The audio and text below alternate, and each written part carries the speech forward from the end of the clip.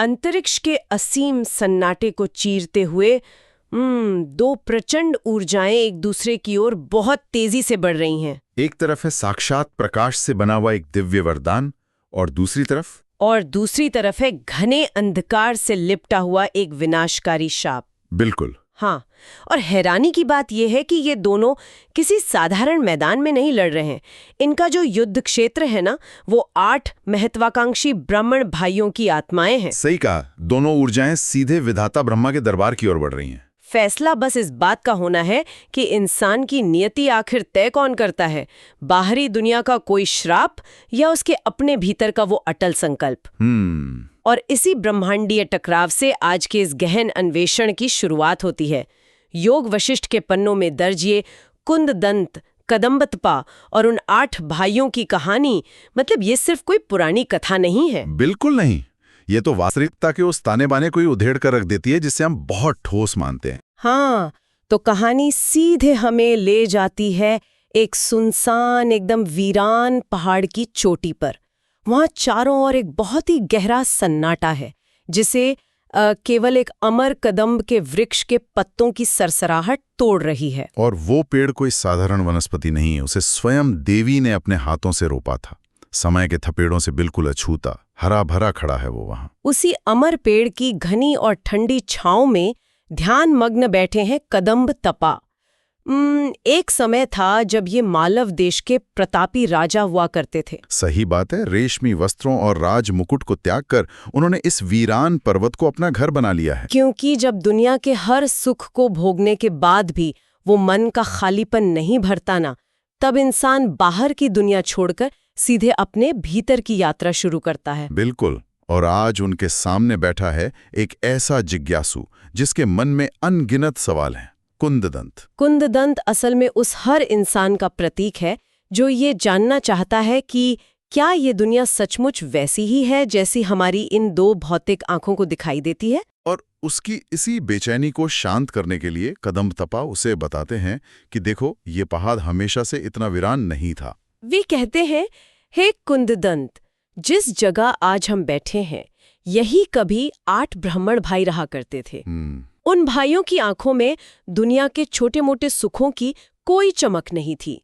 उनकी महत्वाकांक्षा इतनी विशाल थी कि आसमान भी छोटा पड़ जाए। हाँ, उनका सिर्फ एक ही लक्ष्य था, पूरी पृथ्वी, मतलब 7 द्वीपों का एक छत्र सम्राट बनना। एक साधारण ब्राह्मण परिवार, मतलब ना कोई सेना, ना कोई राजकोष, और सपना पूरी पृथ्वी पर राज करने का, ये कोई छोटी बात तो है नहीं। बिल्कुल नहीं। और इस असंभव सी लगने वाली लालसा को पूरा करने के लिए उन्होंने किसी बाहरी शक्ति का सहारा नहीं लिया। उन्होंने अपनी ही चेतना को हथियार बनाया। वे सीधे तपस्या के मार्ग पर निकल पड़े। हिमालय की बर्फ से जमी चोटियां हों या काशी के घाट या फिर स्वामी कार्तिक जैसे दुर्गम पर्वत, उन्होंने अपने शरीर को कष्ट की भट्ठी में झोंक दिया। हाँ, क्योंकि यहाँ तपस्या का मतलब सिर्फ हाथ जोड़कर बैठना नहीं है। ये तो अपने मन की बिखरी हुई ऊर्जा को एक लेजर बीम की तरह एक ही बिंदु पर केंद्रित करना है। सही कहा, चेतना का वो चरम एकाग्र रूप जो ब्रह्मांड की ऊर्जा को अपनी ओर खींचने पर मजबूर कर दे। उनमें से एक भाई ने भगवान सूर्य की आराधना की और बाकी 7 भाइयों ने ज्ञान और शक्ति की देवी वागीश्वरी भवानी की कठोर तपस्या शुरू कर दी। महीनों सालों तक बिना अन्न जल के एक ही संकल्प के साथ वो अडिग खड़े रहे। और अंततः उनकी इस अटूट निष्ठा से विवश होकर एक दिन वो वीरान पर्वत दिव्य प्रकाश से भर उठा। देवी वागीश्वरी साक्षात उनके सामने प्रकट हुई। क्या दृश्य रहा होगा वो! देवी की उपस्थिति मात्र से वहां का कण कण ऊर्जा से कांपने लगा होगा। बिल्कुल। उन्होंने अपनी असीम करुणा के साथ उन तपस्वियों की ओर देखा और कहा, तुम्हारी इच्छा पूरी हो, तुम 7 द्वीपों के राज्य का अखंड सुख भोगोगे। अपने मुख से ये अखंड वरदान देकर देवी वहां से अंतर्धान हो गईं। लेकिन उनके जाते ही वो पूरा स्थान वापस उसी सन्नाटे में डूब गया। बस वो एक कदम का पेड़ बाकी रह गया। वरदान तो मिल गया, नियति ने अपना पन्ना लिख दिया, लेकिन कर्मों का चक्र अपने ही एक रहस्यमय गणित के हिसाब से घूमता है। हाँ, क्योंकि जिस समय वे 8 भाई अलग अलग पर्वतों पर अपना शरीर गला रहे थे ना, ठीक उसी समय उनके घर पर उनके वृद्ध माता पिता और उन 8 की पत्नियों ने भी एक संकल्प लिया था। सही बात है। उन्होंने तय किया कि वे भी इस आध्यात्मिक यात्रा में पीछे नहीं रहेंगे। उन्होंने घर पर ही 100 चांद्रायण व्रत किए, जो कि एक बहुत ही कठोर व्रत है। चंद्रमा की कलाओं के घटने बढ़ने के साथ भोजन की मात्रा को नियंत्रित करता है। हाँ, शरीर को भीतर से एकदम शुद्ध कर देता है। और उस घोर तपस्या का परिणाम ये हुआ कि शरीर की सारी अशुद्धियां जलकर राख हो गई। उनके शरीर तपस्या की अग्नि से कुंदन की तरह निखर उठे। जैसे वसंत में नई कोपलें फूटती ना, वैसी ही अलौकिक चमक उनके चेहरों पर आ गई थी। बिल्कुल। और इसी दिव्य तेज के साथ वे सभी एक पवित्र तीर्थ यात्रा से लौट रहे थे। कदमों में नई ऊर्जा थी, लेकिन मन के किसी कोने में शायद उस तपस्या से मिला एक सूक्ष्म अहंकार भी जन्म ले रहा था। है ना? हाँ, और यही वो बिंदु है जहां आध्यात्मिक अहंकार सबसे खतरनाक रूप लेता है। रास्ते में उन्हें दुर्वासा ऋषि बैठे हुए दिखाई दिए। अरे, दुर्वासा ऋषि! उनका तो बाहरी रूप उस समय देखने लायक ही नहीं था। अत्यंत दुर्बल, पसलियों का ढांचा साफ दिख रहा था। अंगों पर भस्म मली हुई थी, जटाएं धूल में सनी हुई थीं। बाहर से तो किसी भिखारी या पागल जैसे लग रहे थे वो, पर असल में तो वो साक्षात शिव के अंश और तपस्या की जीवित ज्वाला थे। बिल्कुल। लेकिन उन परिजनों की आंखें तो अपनी ही शारीरिक चमक और घमंड से अंधी हो चुकी थीं। जब इंसान खुद को बहुत श्रेष्ठ मान लेता है तो दूसरों की गहराई नहीं देख पाता। उन्होंने उस मैल से सने ऋषि को पूरी तरह अनदेखा कर दिया। ठीक बगल से गुजर गए, पर सम्मान में न सिर झुका न हाथ जुड़े। और बस उस एक क्षण की चूक ने ब्रह्मांड में एक प्रलयंकारी भूचाल ला दिया। दुर्वासा का वो भयंकर क्रोध ज्वालामुखी की तरह फूट पड़ा। मुनि ने अपनी लाल होती आंखों से उन्हें देखा और एक ऐसा श्राप दे दिया जिसने उनके अस्तित्व की नींव हिला दी। ऋषि के शब्द हवा में तलवार की तरह गूंजे। उन्होंने कहा, जिस तप के अहंकार में तुम इतने अंधे हो गए हो कि एक मुनि का सम्मान करना भूल गए, उसी तप से मिला तुम्हारा वरदान अब उलट जाएगा। बाप रे! ये सुनते ही परिजनों का सारा अहंकार, जो कुछ पहले पहाड़ जैसा था, वो कांच की तरह चकनाचूर हो गया। उन्हें तुरंत अपनी गलती का एहसास हुआ। वे कांपते हुए दुर्वासा ऋषि के धूल भरे पैरों में गिर पड़े, आंसुओं से उनके चरण धोने लगे। उनका रोना और पछतावा सच्चा था, और मुनियों का हृदय बाहर से भले ही कठोर हो, भीतर तो करुणा ही होती है। सही कहा। उनके सच्चे आंसुओं को देखकर दुर्वासा ऋषि थोड़ा शांत हुए। उन्होंने कहा, मेरे शब्द तीर की तरह हैं, वापस तो नहीं हो सकते, लेकिन मैं उनकी दिशा मोड़ सकता हूं। और यही उन्होंने श्राप को बदला। हाँ, उन्होंने कहा, तुम्हारे पुत्रों के भौतिक शरीर नष्ट हो जाएंगे, लेकिन उनका सूक्ष्म शरीर यानी पुरुष्ट का हमेशा के लिए उनके ही घर के भीतर कैद हो जाएगा। पुरुष्ट का मतलब, अगर इसे आज की भाषा में समझें तो इंसान का शरीर हार्डवेयर है और पुरुष्ट का उसका सॉफ्टवेयर है। बिल्कुल सटीक। ये 8 तत्वों से बना है। 5 सूक्ष्म इंद्रियां, मन, बुद्धि और अहंकार। तो मतलब जब हार्डवेयर नष्ट हो जाता है तब भी ये सॉफ्टवेयर डिलीट नहीं होता। इंसान की सारी इच्छाएं, यादें इसी पेन ड्राइव में सेव रहती हैं। हाँ, और दुर्वासा का श्राप इस हार्डवेयर को खत्म करके उस सॉफ्टवेयर को एक ही घर के सर्वर में हमेशा के लिए लॉक कर देने का था। वो कभी बाहर नहीं निकल पाएंगे। और यही वो विरोधाभास है जो इस कहानी को एक ब्रह्मांडीय मुकदमे में बदल देता है।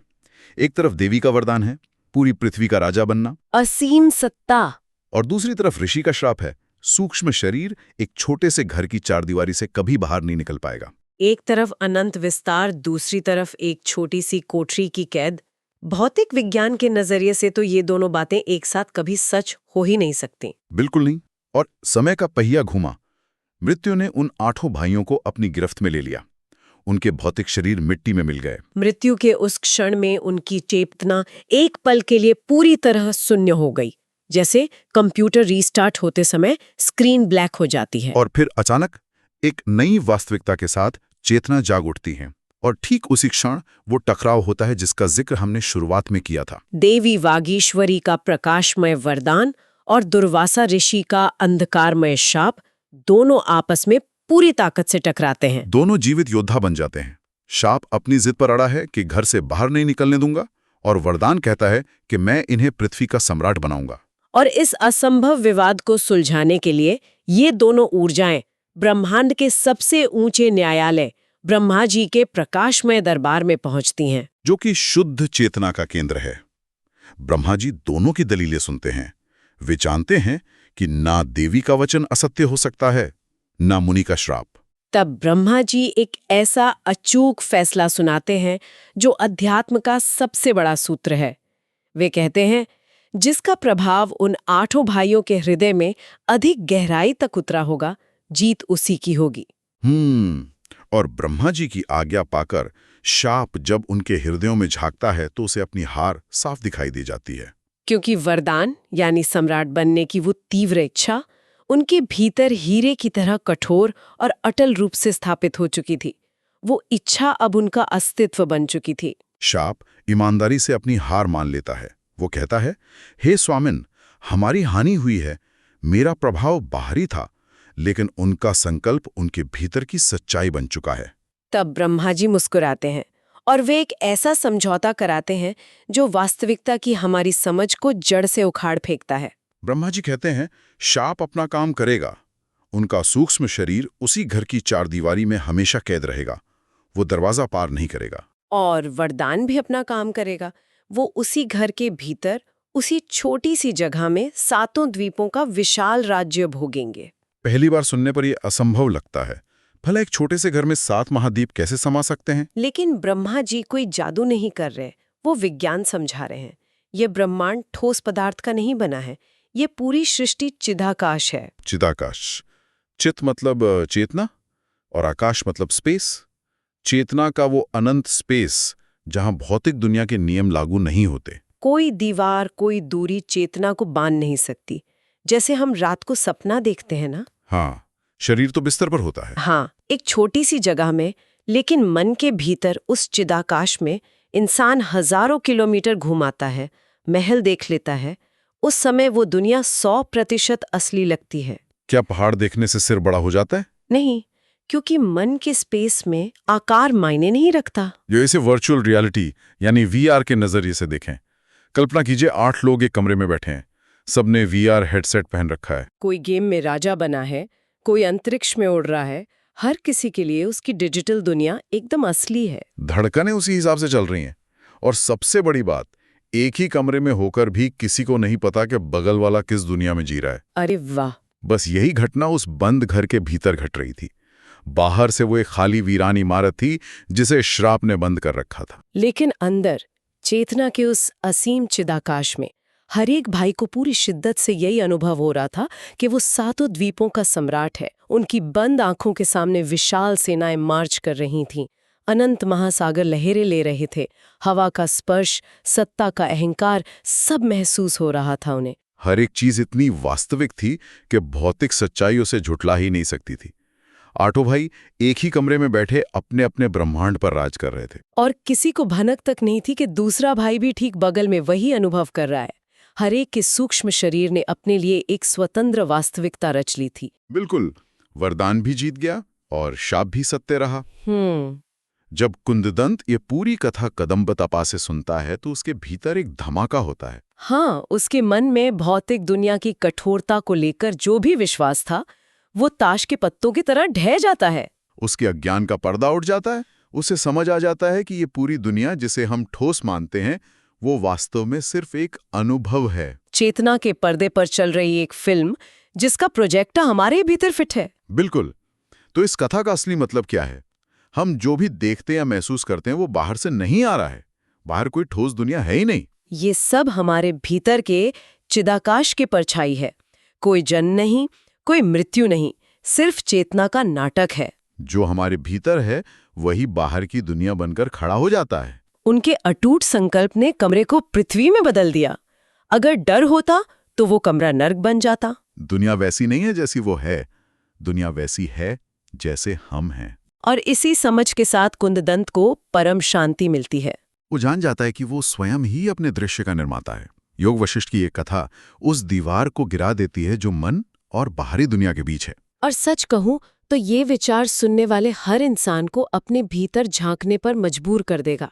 बाहर से लगता है हम एक ही दुनिया में रहते हैं, एक ही हवा में सांस लेते हैं, लेकिन सच तो ये है कि हम सबका अपना अपना एक अलग मानसिक ब्रह्मांड है। कोई अपने बुने विचारों के विशाल साम्राज्य का राजा है, तो कोई अपनी ही चिंताओं की एक छोटी सी कोठरी में उम्र भर के लिए कैद है। परिस्थितियां बाहर से चाहे जो हों, अनुभव हमेशा भीतर से ही पैदा होता है। उस असीम सन्नाटे में इस समय हर इंसान के भीतर कौन सा ब्रह्मांड रचा जा रहा है? वो वरदान और शाप का युद्ध कहीं आसमान में नहीं, हमारे ही भीतर लड़ा जा रहा है। सही बात है, हम खुद ही अपने वरदान हैं और खुद ही अपना श्राप। ये एक ऐसा गहरा रहस्य है जिसकी खोज हर इंसान को स्वयं अपने भीतर उतरकर ही करनी होगी।